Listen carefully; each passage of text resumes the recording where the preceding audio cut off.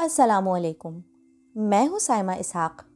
پاکستانی زبانوں کے ادب سے آج ایک سندھی افسانہ لے کر حاضر ہوئی ہوں جسے تحریر کیا ہے نسیم کھرل نے اور اس کا اردو ترجمہ کیا ہے سعید قائم خانی نے۔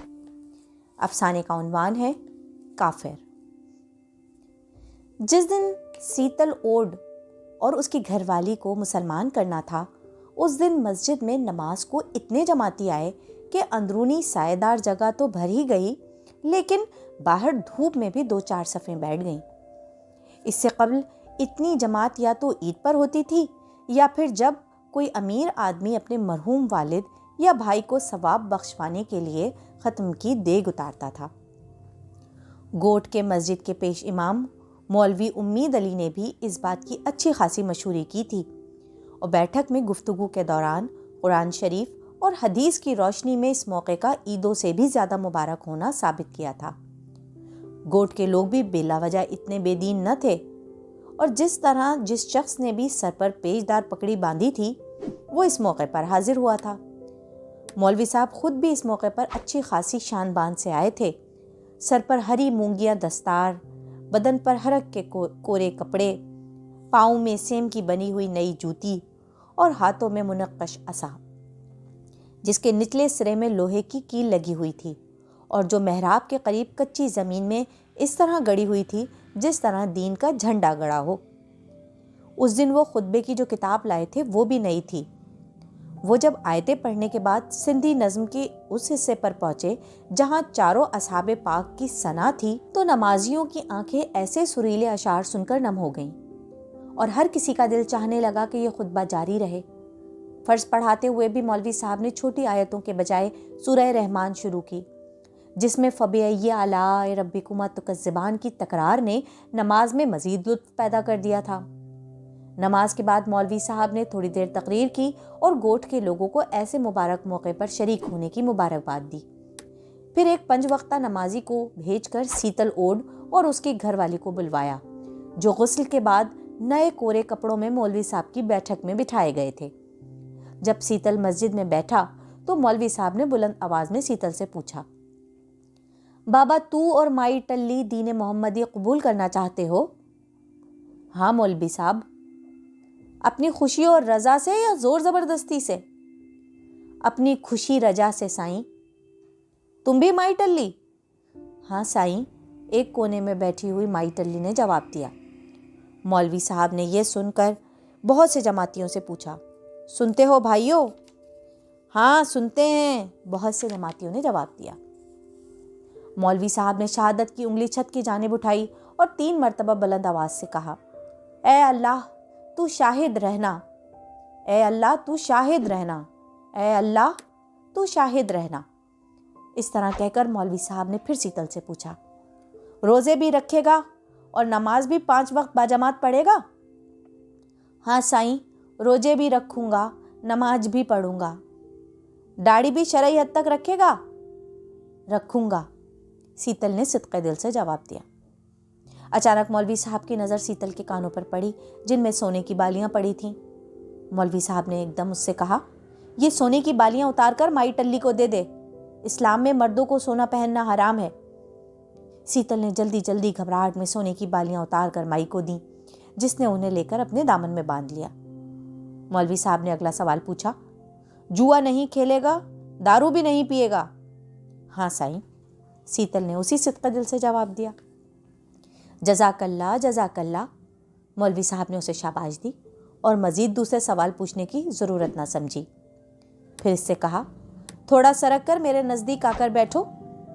سیتل گھسٹ گھسٹ کر آخر ان کے پاس جا بیٹھا تو مولوی صاحب نے اسے کہا، کہہ لا الہ الا اللہ۔ سیتل صحیح طرح نہ کہہ سکا اور کہا، لا الہ۔ ایسے نہیں، کہہ لا الہ۔ مولوی نے ہلکے ہلکے لفظ اس طرح کہا جس طرح کتابوں کو پڑھاتا تھا، اور سیتل نے اس مرتبہ صحیح انداز میں لا الہ کہا۔ الا اللہ، مولوی صاحب آگے بڑھے، الا اللہ محمد رسول اللہ۔ اچھا، اب اچھی طرح پورا کلمہ ایسے پڑھ جیسے میں پڑھتا ہوں۔ ہاں سائیں، کہہ لا الہ الا اللہ محمد الرسول اللہ، لا الہ الا اللہ محمد الرسول اللہ، سیتل صحیح طور پر کہہ گیا۔ سب جماعتی ایک بے دین کو اللہ اور اس کے رسول پر ایمان لاتا دیکھ کر خوشی سے کھل اٹھے اور مولوی صاحب کو مبارکباد دے کر پھر سیتل کو مبارکباد دینے لگے۔ ایک دیندار نے تو تکبیر کا نعرہ لگایا، جس کا جواب جماعتیوں نے اتنی زور سے دیا کہ کئی لمحے تک مسجد کی چھت اور دیواریں یہ لفظ دہراتی رہیں۔ اس کے بعد مائی ٹلی سے بھی بالکل اسی طرح کلمہ پڑھوایا گیا، اس کو بھی مبارکبادیں ملی۔ پھر مولوی صاحب نے سیتل کی جانب منہ کر کے کہا، آج سے تیرا اسلامی نام عبداللہ رکھتے ہیں؟ ہاں سائیں۔ پھر مولوی صاحب نے مائی ٹلی کی طرف منہ کر کے کہا، اور مائی تیرا نام فاطمہ؟ ہاں سائیں۔ کچھ جماعتی اٹھنے لگے تو مولوی صاحب نے انہیں ہاتھ کے اشارے سے روکا اور کہا، رکو، ابھی ان کا نکاح پڑھنا ہے۔ یہ بات سن کر ہر کوئی اپنی جگہ پر بیٹھ گیا۔ مولوی صاحب نے دونوں سے مرضی پوچھی اور آمنت باللہ پڑھنا شروع کی۔ دوسری طرف گوٹ کے باہر اوڈوں کی جھوپڑیوں میں قیامت مچی ہوئی تھی۔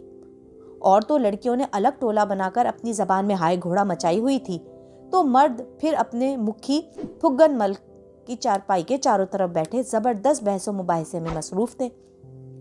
مکھی پھگن مل نے کبھی بھی غصے سے زانوں پر ہاتھ مار کر اس بات کا ارمان کیا۔ اس کو پہلے یہ خبر ہوئی تھی تو اس نے سیتل کی منتیں کی تھیں، گیتا کے واسطے دیے تھے، اور آخر میں ساری پنچایت کے سامنے اپنی چودراہٹ کی رنگین پگڑی بھی سیتل کے پیروں میں رکھ دی تھی، مگر سیتل نے اسے صاف صاف جواب دے دیا تھا اور کہا تھا، مکھی تو کچھ بھی کرے، میں دھرم ضرور بدلوں گا۔ مگر تو دھرم کیوں بدل رہا ہے؟ میری مرضی۔ پھر بھی یہاں بڑی مشکل سے سیتل ہنسا تھا اور اس نے کہا، مجھے اپنا دھرم اچھا نہیں لگتا۔ گھوڑا رے، تجھ کو کیوں نہیں اچھا لگتا اپنا دھرم؟ اچھا مکھی بتا، ہم کون ہیں؟ ہم ہندو ہیں۔ اچھا بتا، ہندو لاش چتا میں جلاتے ہیں، ہم دفن کیوں کرتے ہیں؟ یہ ہماری رسم ہے۔ اچھا، ہم بکرا حلال کر کے کیوں کھاتے ہیں؟ یہ بھی ہماری رسم ہے باپ دادا سے۔ پر یہ تو مسلمانوں کی رسمیں ہیں، ان کی بھی ہیں تو ہماری بھی ہیں، پھر کیسے کہتے ہو کہ ہم ہندو ہیں؟ نہیں تو کیا ہیں رے؟ آدھے ہندو آدھے مسلمان، دھڑ دمبا گردن بکری۔ مکھی پھگن مل اس سوال پر لاجواب ہو گیا، مگر اس نے بات بدل کر کہا، بھلے سے کچھ بھی، لیکن دھرم کیوں بدلیں؟ مجھے مسلمانوں کا دھرم پسند ہے۔ ہمارا دھرم جھوٹا ہے کیا؟ ہاں جھوٹا ہے، سیتل نے دلیری سے جواب دیا۔ اس بات پر پنچایت میں بیٹھے اوڈوں کے خون نے جوش مارا۔ موتی اور کچھ دوسرے تو سیتل کو مارنے پیٹنے آگے بڑھے تھے، مگر مکھی نے ہاتھ جوڑ کر انہیں روکا اور کہا، پنچو، مارنے پیٹنے سے کچھ حاصل نہ ہوگا، اس کو مسلمانوں نے تعویذ پلائے ہیں۔ یہ بات ان سب کے دل میں اس طرح کھپ گئی جیسے ان کی تیز دھار پھاوڑے گیلی زمین میں کھپ جاتے ہیں۔ مولوی بے شک تعویذ لکھنے میں مشہور تھا اور دور دور سے سوالی اسے تعویذ لکھوا کر لے جاتے تھے۔ جوش میں کھڑے ہو جانے والے اوڈ اپنی اپنی جگہ پر بیٹھ گئے اور اپنا غصہ حقے میں زور زور سے چرس کے دم لگا کر اتارنے لگے۔ مکھی نے سب کو چپ دیکھ کر پھر سیتل کی جانب منہ کیا اور اس سے پوچھا، تجھ کو مسلمانوں کا مذہب کیوں پسند ہے؟ مسلمان آپس میں بھائیوں کی طرح اکٹھا کھاتے ہیں، ہم ہندوؤں میں تو کوئی اوڈ ہے تو کوئی اچھوت ہے، کوئی براہمن ہے تو کوئی کھتری۔ مکھی کو کوئی جواب نہ سوچا۔ یہ بات تو بالکل سچ تھی کہ براہمن اچھوتوں اور اوڈوں کو اپنے قریب بھی نہیں آنے دیتے تھے۔ ایک تھالی میں کھانا تو بہت دور کی بات ہے، جبکہ مسلمان ایسی کوئی دوری نہیں کرتے۔ یہاں مکھی نے دوسری چال چلی، سیتل، تو مسلمان ہو جائے گا تو پھر ہم سے تیرا کوئی واسطہ نہیں رہے گا۔ بے شک نہ رہے، ہم تجھے اپنے پاس بھی نہیں آنے دیں گے، ولر کے پاس بھی نہیں۔ مکھی نے سیتل کو دھمکی دی۔ ولر کی گھر والی سیتل کی سگی بہن تھی۔ بے شک نہ آنے دینا، میں مسلمان بھائیوں کے ساتھ اٹھوں بیٹھوں گا، بہن کو بھی مردہ سمجھ لوں گا۔ اس موقع پر مکھی نے ٹھنڈے انداز میں بات کی۔ اس کو یقین تھا کہ سیتل کہیں نہ کہیں آخر ہار کر اس کے دام میں پھنس جائے گا، لیکن جب اس نے کسی بات کی پرواہ نہ کی اور بہن کو بھی زندگی میں ہی مار ڈالا तो मुखी पर झुंझलाहट सवार हो गई। थोड़ा गर्म होकर कहा, याद करना शीतल, गधों को चाहे 5 जेने कसकर घोड़े में बिठा दो, फिर भी गधे ही रहेंगे, घोड़े नहीं बन जाएंगे। पंचायत के उठने के बाद मुखी ने वुलर को समझाया कि शीतल को खुद पकड़ी के वास्ते देकर मिन्नतें करे और समझाता रहे, लेकिन शीतल वुलर और बहन की मिन्नतों पर भी ना माना और मौलवी उम्मीद अली से तयशुदा वक्त के मुताबिक जुम्मे के मुबारक दिन घरवाली को लेकर सीधा मस्जिद में गया और कलमा पढ़ा। मुसलमान होने के बाद शीतल एकदम बदल गया। पहले वो अगर दूसरे तीसरे दिन दाढ़ी ना मुंडवाता था तो उसे चैन नहीं आता था, मगर फिर इसने बाकायदा दाढ़ी रख ली, जो रोज बरोज बढ़कर उसके चेहरे के नूर को चमकाती चली गई। नमाज में आता तो मौलवी साहब से भी पहले था, लेकिन अगर देर होती भी तो बस इतनी कि मौलवी साहब अजान देकर अभी मिंबर से उतरते तो उसका एक पांव मस्जिद की सीढ़ी पार कर लेता। मस्जिद की खिदमत, झाड़ू सफाई करना, पानी की घड़े भरने में वो सब जमातियों से ज्यादा सरगर्म था। कुरान शरीफ का ऐसा शौक था कि महीने डेढ़ में बाबनामा याद करके सिपारा शुरू कर दिया। अपने घर में असर और इशा के वक्त बड़े सोजो गदास से जिक्र किया करता। मतलब ये कि खुदा ने उसे ऐसी हिदायत दी थी कि काश सारे जहान को दे। मौलवी साहब को भी इससे पहले किसी बेदीन को मुसलमान करने की सादत नसीब नहीं हुई थी, इसलिए अपनी आखरत का तोशा समझकर देख देख कर खुशी में निहाल होते थे। आते जाते से उसकी तारीफ करते। भाई हमारा अब्दुल्ला किसी बुलंद मर्तबे पर ना पहुंचे तो मुझे देखकर खंकारना भी बेशक नहीं। कभी कभी मौलवी साहब किसी बेनमाजी को खुदा, रसूल और आखरत के वाज देते देखते तो उसकी मिसाल देखकर कहते थे, अरे नमाज पढ़ो, जिक्र करो, नहीं तो क़यामत के दिन ये ओढ़ तुम्हारी मुसलमानी को शक्की कर देगा। अब्दुल्ला का नमाज, सलात और जिक्र में शौक देखकर मौलवी साहब उसकी दिलदारी करते थे और कहते, अब्दुल्ला मत घबराना, रब साईं तेरे सब गुनाह माफ़ करेगा। सुबह का भूला शाम को आता है तो उसे भूला नहीं कहते। अब्दुल्ला फिर इस बात पर आजी से मौलवी साहब से अर्ज़ करता था, वो खुदा के प्यारों बंदे में से हैं, इसलिए खुदा के दरबार में अर्ज़ करें कि उसके पिछले गुनाह माफ़ हो जाएं, कब्र के अजाब में आसानी हो और क़यामत आसान हो। मौलवी साहब एकदम हाथ उठाकर दुआ करते थे और पहले सलात और 2-3 आयतें पढ़कर बड़े सुर और आजिज़ी से ये दुआ पढ़ते थे, अर्ज़ सुन हम आसियों की मुस्तफ़ा के वास्ते। इस दौरान अब्दुल्ला एक एक बंद के बाद आमीन कहता जाता था और उसकी आंखों से आंसू बह बहकर उसकी दाढ़ी में जज्ब होते जाते थे। एक दिन असर की नमाज से कुछ कबल वुलर का बेटा भाबियो उसके पास भागता हुआ पहुंचा और अपनी माँ की बीमारी और उसको याद करने की बाबत इत्तला दी। अब्दुल्ला को पहले इस उसके मुंह से ये खबर मिली थी, मगर मुखी फुगन मल से किए हुए फैसले के मुजिब वो नहीं गया था। बहन की बीमारी का सुनकर उसे सदमा तो बहुत हुआ था, लेकिन उसने भाभियों से कहा, मैं वहां नहीं चलूंगा, मुखी गुस्सा करेगा, तू बैलगाड़ी पर उसे यहाँ ले आ। भाभियों ने मामू का ये उज़्र सुनकर कहा, मामा तू इस बात की फिक्र न कर, क्योंकि बाबा ने मुखी के कदमों में पगड़ी रखकर तेरे लिए थोड़ी देर की इजाज़त हासिल की है। इजाज़त मिलने के बाद अब्दुल्ला को भला दूसरा कौन सा एतराज़ था। वो भांजे के साथ अपनी बहन को देखने चला गया। असर की नमाज पर जब मौलवी साहब ने अब्दुल्ला को न देखा तो हैरान हो गए और जमातियों से पूछा। एक जमाती जिसने दूर से अब्दुल्ला को भाभियों के साथ जाते देखा था, उसने ये बात मौलवी साहब को बताई। मौलवी साहब परेशान हो गए और कहने लगे, उसे नहीं जाना चाहिए था। जितनी देर काफिरों की सोबत में बैठेगा उसके ईमान में कमजोरी पैदा होगी। कोई जाकर उसे ले आए। मौलवी साहब का हुक्म सुनकर फतेह नारी जो उठा और जल्दी जल्दी कदम उठाता ओडों की झोपड़ियों के पास पहुंचा।